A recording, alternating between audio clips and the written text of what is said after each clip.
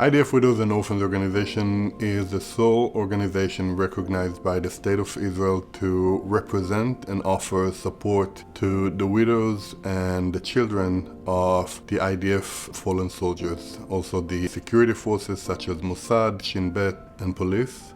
One of the programs is the Otzma camps. The camp is gathering 4 times a year, and it's great for my kids.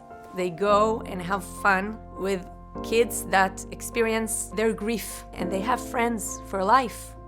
It is like a safe place. I can talk about a lot of things that I'm going through, and I know people won't judge me because they are going through the same things.